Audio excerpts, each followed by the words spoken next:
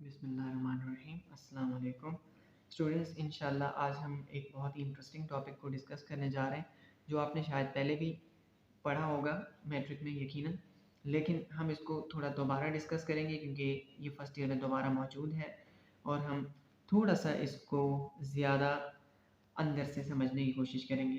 3 laws of motion, जिनको हम Newton's laws of motion भी कहते हैं क्योंकि सर आइजैक न्यूटन ने इनको डिस्कवर किया था 1700 में, और इनको हम लॉज ऑफ मोशन भी कहते हैं। असल में ये कुदरत के कवानीन हैं, नेचुरल लॉज हैं जो क्रिएटर ने बनाए हैं। तो सबसे पहले हम आते हैं फर्स्ट लॉ ऑफ मोशन के ऊपर। ये बहुत इंटरेस्टिंग है, इन तीनों में से सबसे ज़्यादा interesting first law of motion है क्योंकि इसकी एग्जांपल बड़ी ज़बरदस्त है। अगर आप एक कैरियज ले लें, जो पिछले चैप्टर में भी आपने देखा था, मैंने एक कैरियज की एग्जांपल दी थी उसी तरह का, और इसके ऊपर आप एक बॉल रख लें बड़ी सी, जैसे एक्सरसाइज बॉल होती है या फुटबॉल होती है, ठीक। और आप ज़ोर से इस कैरियज को धक्का दे दें एकदम बहुत तेज़ी से, तो ये इस डायरेक्शन में जैसे ही आप धक्का देंगे ये इस डायरेक्शन में मूव करेगी। अचानक इसकी वेलोसिटी ज़ीरो से कुछ ना कुछ हो जाएगी।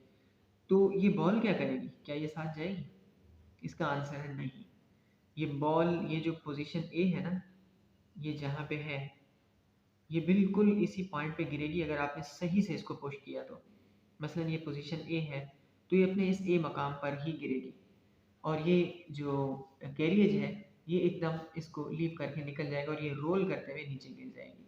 अगर आपको इस बात पे यकीन ना आ रहा हो तो आप ये इस एग्जांपल को ज़रा देख लें, और सारी डाइनिंग टेबल सजी हुई होती है और उसमें हाई स्पीड बाइक जो है वो रेशम की चादर को खींच के निकल जाती है तेज़ी से, और एक भी चीज़ अपनी जगह से नहीं हिलती। इसकी बेस्ट एग्जांपल है ये। तो ऐसा क्यों होता है? ये हैरत अंगेज़ बात है। जब हम ये चीज़ देखते हैं तो हम हैरान हो जाते हैं कि आखिर ऐसा क्यों है। तो इसकी वजह हमारी ये स्टेटमेंट है, आप इस पे गौर कर लेते हैं।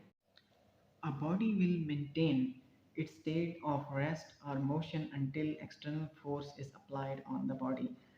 एक बॉडी, एक जिस्म अपनी स्टेट, यानी दो तरह की स्टेट में हो सकता है, या तो रेस्ट में होगा या मोशन में होगा। अगर रेस्ट में हुआ तो रेस्ट को, अगर मोशन में हुआ तो मोशन को मेंटेन रखेगा। कोई भी ऑब्जेक्ट है अपनी स्टेट ऑफ रेस्ट को या मोशन को जिसमें वो है उसको मेंटेन रखेगा। कब तक? जब तक कोई बैरूनी क़ुव्वत उस पर अमल ना करे। Until external force is applied on the body, जब तक कोई बाहर से उसको फोर्स अप्लाई ना करे तब तक वो बॉडी मूव नहीं करेगी। तो ये न्यूटन्स फर्स्ट लॉ है। ऐसा क्यों है? इसकी क्या वजह है? इसकी एक वजह ये है कि मैटर की जो प्रॉपर्टी है जिसको हम इनर्शिया कहते हैं, ये उसकी वजह से है, इसलिए इसको हम लॉ ऑफ इनर्शिया भी कहते हैं।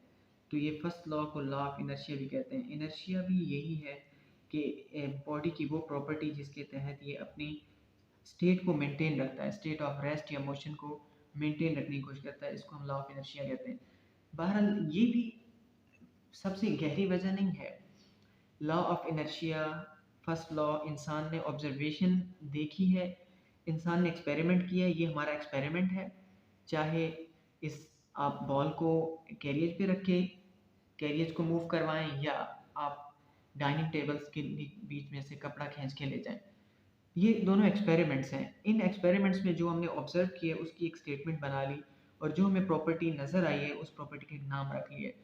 तो इसकी जो असल रीज़न है ना वो बहुत गहरी है, जो जिसको हम दुनिया में देखते हैं कि हिग्स बोसॉन जो डिस्कवर हुए सर्न में, तो LHC लार्ज हेड्रॉन कोलाइडर में हिग्स बोसॉन डिस्कवर हुए हैं। तो हमें असल में अभी पता चला है कि ये इनर्शिया क्यों होता है और क्यों कुछ चीज़ों का मास होता है और कुछ चीज़ों का नहीं होता, और जिन चीज़ों का मास होता है तो वो उनमें उनमें इनर्शिया क्यों होता है। तो वो बहुत गहरी फिज़िक्स है, वो आप यूनिवर्सिटी में जाके इस चीज़ को पढ़ेंगे तो ये आप अंदाज़ा कर सकते हैं कि 300 साल लगे इंसान को असल में फ़र्स्ट लॉ को समझने में। आप चीज़ों को हम इस तरह बहुत ऊपर ऊपर से देख के आगे बढ़ जाते हैं और हम समझते हैं कि हमें चीज़ें बहुत ज़्यादा आती हैं। ऐसा ऐसा नहीं है। Physics is a very deep subject.